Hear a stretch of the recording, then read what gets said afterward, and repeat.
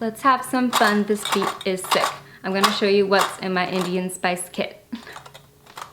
Hi everybody, welcome back. My name is Nisha. This is my channel to show you tips and tricks on how to live a more compassionate life for the earth, the animals, and yourself. So if any of that interests you, go ahead, click that subscribe button, and let's get into this video. Hi, if you're new here, welcome. I'm gonna be showing you some spicy things in a minute. But thank you to all of you who are not new here and who have been encouraging me to share more of my Indian food recipes that I've kind of kept quiet and hidden just for fear out of being different. The vegan community is great and beautiful and diverse, but I have not been doing my part to contribute to that diversity and really embracing who I am and showing you guys like a part of me that is huge. How I eat and how I learned how to cook is very different, and I really have learned to love it and embrace it, and it's something that I want to share with you guys.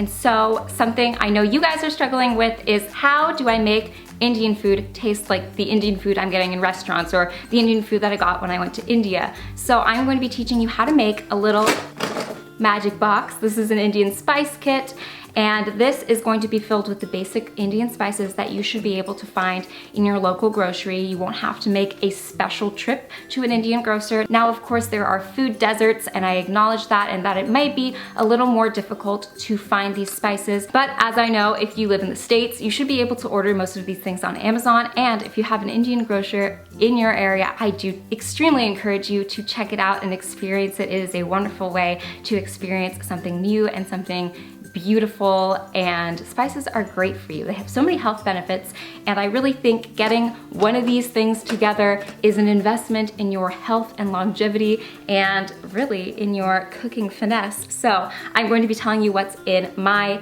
basic Indian spice kit. Now, this is a masala dabba. This has a couple different spices and then different things for a tadka or tadka, and what that is kind of this process of frying spices. What gives Indian food its flavor is the different spices, and not only the different spices and combinations and amounts, but the order you put them in. Now, different cultures have different kinds of spices. They usually use like 5 or 6 different kinds of spices to get different kinds of flavors within their cultural dishes. But there are a lot of cultures that have much more spices, and Indian food is one of those. There are many different kinds of Indian foods, different regions that cook differently, and everyone's masala dabba, or Indian spice box, dabba means box, is different and unique. And it's basically a way of making using these spices more convenient to you. Now, I'm going to be telling you about the spices you should be able to find in your local grocer. I will be describing and telling you a little bit about the spices in here.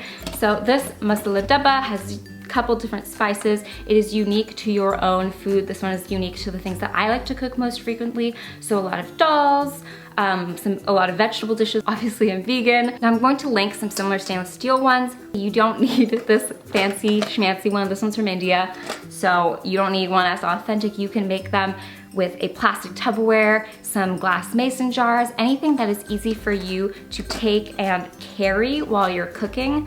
This is great. The point of an Indian spice box is to make it more accessible, more clean and concise when you cook. So you have all these things. You don't have to come over to your counter, bring all these jars and go back and forth between the pantry and the counter in order to get these healthy, delicious, flavorful meals. This is one of the reasons I used to hate Indian food cooking. It took so long, and honestly, getting one of these was life-changing, and I enjoy cooking so much more because of it. So let's get into this little kit. So mine has a lid. It doesn't have to have a lid. A lot of them actually don't.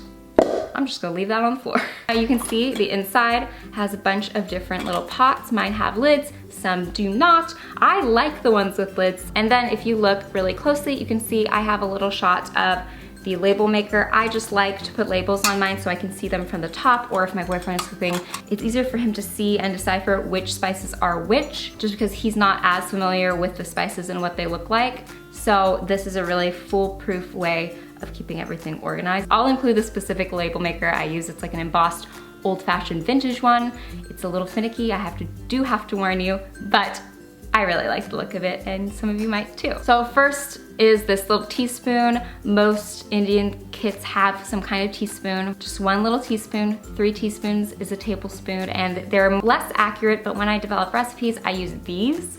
They're really good for scraping in the side of the jar, and I know I'm giving you guys the exact measurements that'll make your food taste exactly like mine. But when I cook day to day, I use this guy, and he's very good. He stays in my little kit, and most Indian kits will have this. Now, if you look at my little spice kit, all these spices on the outside are spices you would usually add after making the tadka, which is the toasting of some spices. Now, if you've been with me on my channel, you've probably seen me toast spices with a little tiny bit of hot water, but most people do it with a little bit of oil to bring out that smokiness, and this is such a huge mistake that most people make when making Indian food. So you'll see that this is a tiny little 4-compartment chamber. First one we have in here, I know you guys can't see, so I'll put in a picture, are green cardamom pod. The first one I have in here are green cardamom pods. Now, Indian cooking usually uses black or green cardamom. If you're Norwegian or Scandinavian, you use white cardamom pods usually, traditionally. Not Norwegian or Scandinavian, maybe distantly, but anyways, you don't need to know my life story. You would use a white cardamom pod. So if you ever wonder like why your Indian food isn't spot on, it's because it's the green or the black cardamom pods. Now, either is fine. I know some people will debate me hardcore for that, but I understand that the average person doesn't have access to like 3 different kinds of cardamom. So I use the green cardamom pods. Now next I have these black mustard seeds. Now you can get brown, they're fine. They're a little less spiced when you toast them. Black is what I prefer, but if you can only find brown, I think that's what they make yellow mustard out of. That'll be totally fine. They're both a little similar, one's just a little less potent. Okay. Next we have little cloves. These cloves smell like fall, you know. You can make pumpkin bread or pumpkin pie, you know, like the pumpkin-y things usually have clove in them. They smell very fragrant and they are very important in adding like a very earthy, delicious taste. And next is something that I use a lot of. I don't know if it's because I'm South Indian or just because this is what I grew up eating. Cumin seeds are so important in toasting. You'll see cumin being repeated here in the ground form, but it is very important that you use the seeds and not the ground one when you're making a proper tadka or toasted spices. They are so delicious, and when they start popping and sizzling in the pan, that is when you know they're very, very good. So that is everything you'll need in your main little dish. I love this because it's all together, but if you can't find that, that's fine. Individual ones will work just as well. Now next, I'm gonna start with this one because I know it can be a little bit harder to find, but from my experience, it has been in every grocery I've seen, and not just California groceries, like I've seen them all over. But this is Garam Masala. Now this is, I know, commonly associated with Indian food, but if you only use this, your food's gonna taste like cinnamon. Garam Masala is a masala. It's a blend of spices, and one of those being cinnamon is very important, but not the only one. And this is what it looks like. Now this is the ground version of the cumin seeds. This is just ground cumin, really good. It's like a little bit of a bitter, smoky, earthy, almost salty flavor. Little tip if you're wondering and you're trying to branch out on your own and not follow a recipe, a really good way to experiment with new spices is to, you'll see me smelling them and describing them to you. Smell them, describe them to yourself, and add them in small amounts of time and see how they change your dish. That's kind of how my aunties and mom and everyone raised me cooking, so you'll see me smelling a lot of these and describing them to you. Next is turmeric. Everyone knows turmeric is a super healthy spice. It is great for anti-inflammatory. It has all kinds of healing properties, and it's this beautiful, I mean, you can even see it from all the way over here. It's this beautiful orange gold color. This is great for your skin.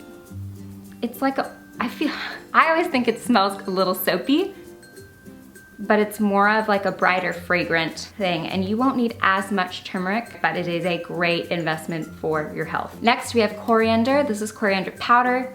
There are coriander seeds that you can use in a tadka, but I don't use them as much. If I do, I will let you know in the beginning of future videos.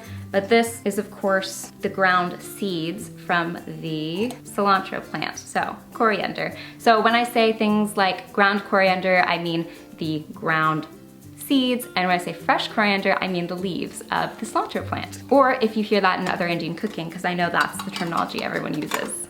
So that might help you out. Now here is some powdered ginger. I actually don't use powdered ginger very often unless I'm in a pinch, but it is great to use the powdered instead of the fresh, especially if you want to have like a thicker sauce, and it can provide a little bit of a richer flavor while the fresh one's a little brighter, but I usually use the fresh ones, so I might be changing this one out for something, and if I do, I'll let you know. And you can avoid having to stock up on fresh ginger all the time. Next is fennel. You can get the ground fennel or the fennel seeds. It has that licorice smell and taste. Fennel really provides a kind of depth of flavor that you get in certain dishes, so really important. Now next we have chili powder. I know a lot of people are scared of it. Most people will be able to get access to a blend, and if you can only get access to a blend of chili powder, not straight fresh chili powder, it's not going to be that spicy. The pure chili powder is of course a little spicier, but really what gives Indian dishes its spice are things like green chilies, not jalapenos. I mean, some people use jalapenos, I do not, but the chili powder usually in the store is like a blend of different things and shouldn't be spicy and shouldn't scare you. Everyone's very scared of spicy food. I don't eat that spicy, guys.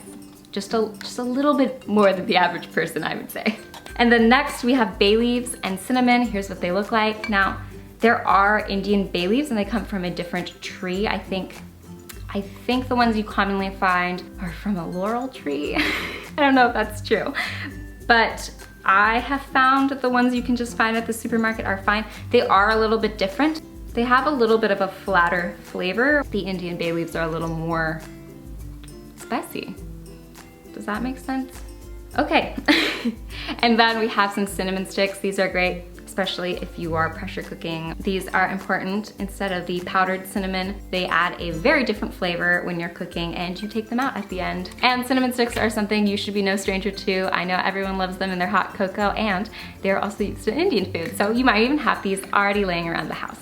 Did I do everything? Wow, that's it. Now, as I've said, different masala dabbas are different for different people, different parts of India. Some people have besan flowers in it. Some people have actual coriander seeds in them. It just depends on what you like to cook a lot and what you really enjoy making day to day and what you need all put together in this little concise, tight kit to make cooking more enjoyable and relaxing. I have found such a huge difference in transferring my spices over to a spice kit. I know a lot of people will think this is kind of extra and crazy, but this is kind of like a traditional thing that's been going on for forever. Like most Indian households have this, and not only just one, they'll have a couple depending on what dishes they're making. And I definitely encourage you, if you are really into Indian food or even really into just cooking and adding more spices that are so good for your health, I would definitely invest in making one of these. A lot of these spices like cumin and chili powder and cloves, cinnamon, maybe even turmeric if you like turmeric lattes, you probably already have in your house. Now, I hope you guys enjoyed learning about all the different kinds of spices that I commonly use in my cooking and that you guys should be able to find in your local grocers. If you guys make your own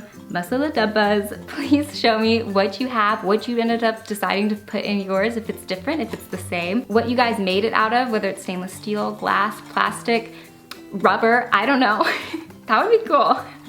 Very indestructible. Please let me know, take pictures, tag me in them. I love you guys so much. Thanks for watching and thanks for being interested in adding a little more spice to your life. I'll see you guys very soon in a new video. Bye! Oh, and definitely check out some of my other Indian recipes. I think people like don't know I make recipes. All right, I'm going now. Bye! What do you eat? What about meat? What about protein? What about cheese? Can you eat fish? Do you eat this?